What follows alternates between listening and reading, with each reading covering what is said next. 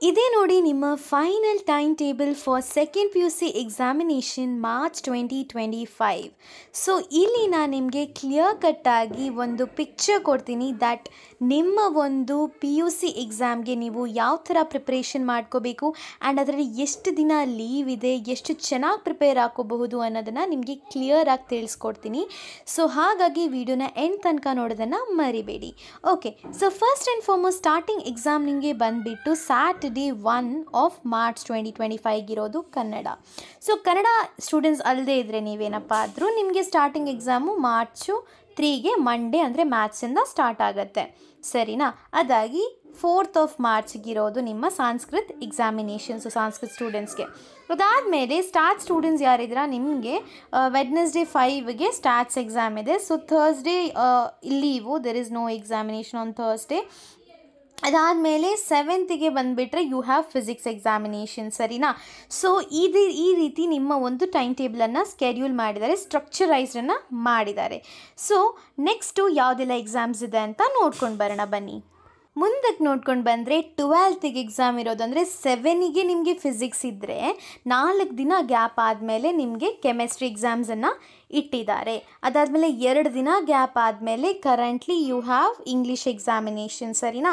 Sunday holiday, Monday there is no examination and coming to Tuesday you have biology, electronics or computer science. So ಅದಾದ 1 ದಿನ ಗ್ಯಾಪ್ದಲ್ಲಿ you have Hindi, ಓಕೆನಾ? ಸರಿ, Hindi examination. So ಈ ರೀತಿಯಾಗಿ ನಿಮ್ಮ current year 2025ದು second P U C March second P U examination ಏನಿದೆ ಅದನ್ನು ಸ್ಕೆಡ್ಯೂಲ್ ಮಾಡಿದ್ದಾರೆ, ಸರಿನಾ?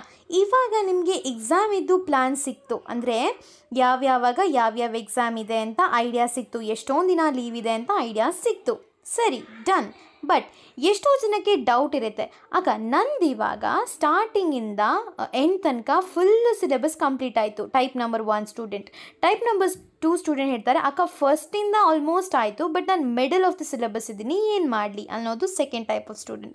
So the third type of student ಏನು ಹೇಳ್ತಾರೆ ಅಂದರೆ, ಫೈನಲಿ ಅಕ್ಕ ನಂದು ಏನೂ ಓದೇ ಆಗಿಲ್ಲ, ಬುಕ್ಕೇ ಮುಟ್ಟಿಲ್ಲ ಅಕ್ಕ, 1 ತಿಂಗಳಿದೆ, ಏನು ಮಾಡಲಿ ಅಂತ.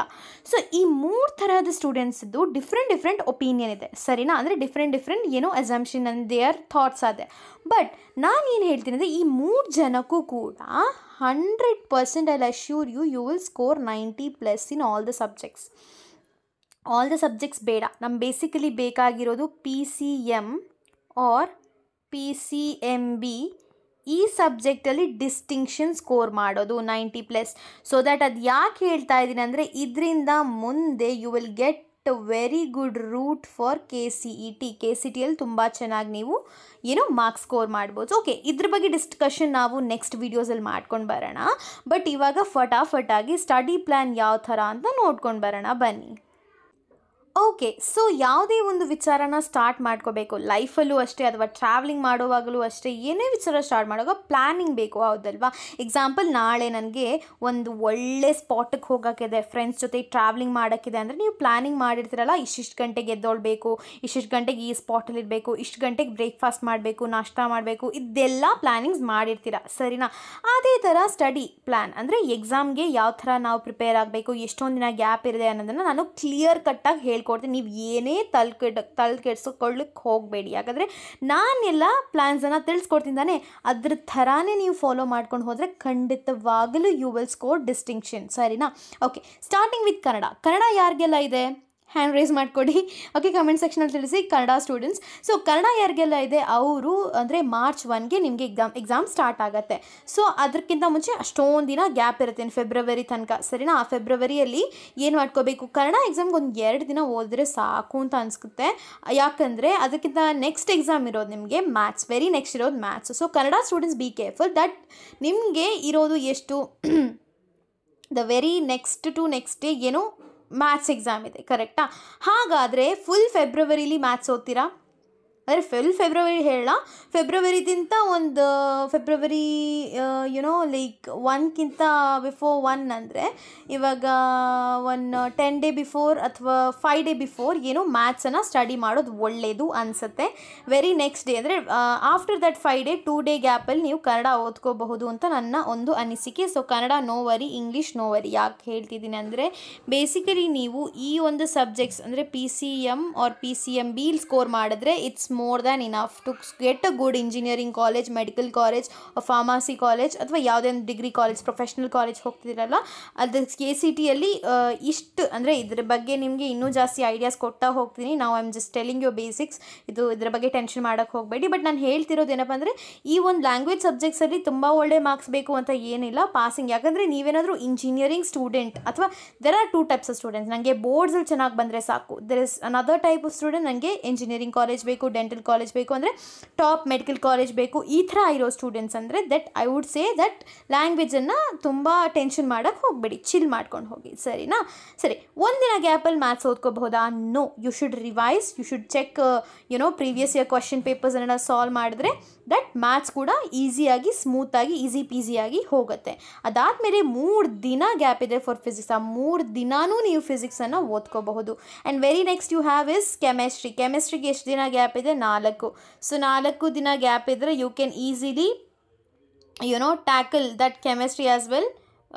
ಏನಾಗುತ್ತೆ ಅಲ್ಲಿ ನಿಮಗೆ 4 ಡೇ ಕೂಡ ಕೆಮಿಸ್ಟ್ರಿ ಓದ್ಕೋಬೋದು. ಯಾಕಂದರೆ ಈ what if that was biology two days ಗ್ಯಾಪಲ್ಲಿ biology, in case it was not English, bio ಇದ್ದಿದ್ರೆ that was not sufficient time ಅಲ್ವಾ?